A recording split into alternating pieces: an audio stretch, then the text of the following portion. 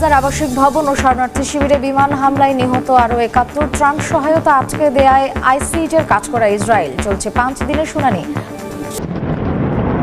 যুদ্ধবিরতির আবরণে প্রতিদিনের সংঘাত মধ্যপ্রাচ্যের উত্তেজনাকে আরেক ধাপ এগিয়ে নিচ্ছে। লেবাননের বৈরুতের আকাশে ধোঁয়া এখন শুধু আগুনের নয়, অনিশ্চয়তারও।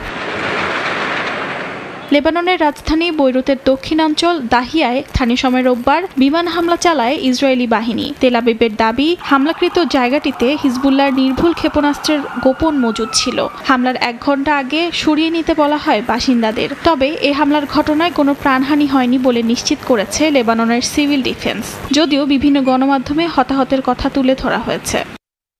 লেবাননের প্রেসিডেন্ট জোসেফ আউন এই হামলার নিন্দা জানান। একই সঙ্গে যুক্তরাষ্ট্র ও ফ্রান্সের প্রতি আহ্বান জানান যেন তারা ইসরায়েলকে চুক্তি লঙ্ঘন বন্ধে চাপ দেয়। প্রেসিডেন্টের ভাষ্য, ইসরায়েলের এসব পদক্ষেপ গোটা অঞ্চলের নিরাপত্তাকে ঝুঁকিতে ফেলছে। বিশ্লেষকরা বলছেন, ইসরায়েলের এ ধরনের হামলা মূলত গোয়েন্দা তথ্য যাচাইয়ের কৌশল। কোথায় কারা লুকিয়ে আছে তা দেখতেই এমন পরিকল্পিত হামলা চালানো হয়। গাজায় নারকীয় তাণ্ডব অব্যাহত রেখেছে নেতানিয়াহু প্রশাসন। একদিনে উপত্যকাটিতে বোমার আঘাতে প্রাণ গেছে অন্তত ৭১ ফিলিস্তিনের।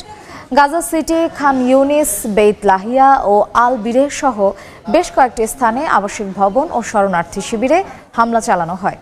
এর মধ্যেই মানবিক সহায়তা না পৌঁছানোয় খাদ্য, ওষুধ ও পানীয়ের অভাবে ভুগছেন বাসিন্দারা। ইসরায়েলি বাহিনী নৃশংসতা অব্যাহত রেখেছে পশ্চিম তীরেও।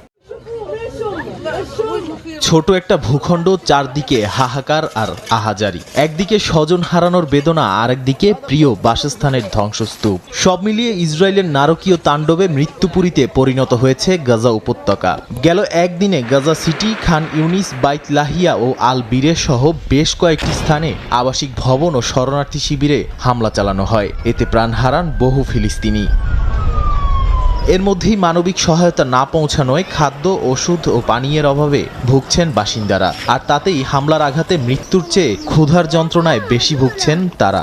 এমনকি জ্বালানির অভাবে অ্যাম্বুলেন্সে আহতদের নিয়ে হাসপাতালেও পৌঁছতে পারছেন না উদ্ধারকর্মীরা। এছাড়া বিদ্যুৎ সংকটের কারণেও থেমে আছে অনেক কার্যক্রম। এসব সংকট মোকাবিলায় ইসরায়েলি আগ্রাসন বন্ধের জন্য আন্তর্জাতিক মহলের কাছে আর্জি জানিয়েছে গাজার নিরীহ বাসিন্দারা।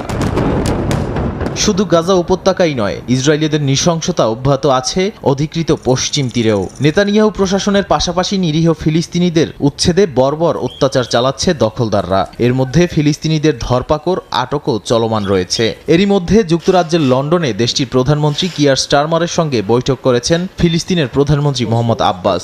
এ সময় গাজা ও ফিলিস্তিনের প্রতি যুক্তরাজ্যের সমর্থন দৃঢ় হওয়ার কথা জানায় প্রধানমন্ত্রীর কার্যালয়।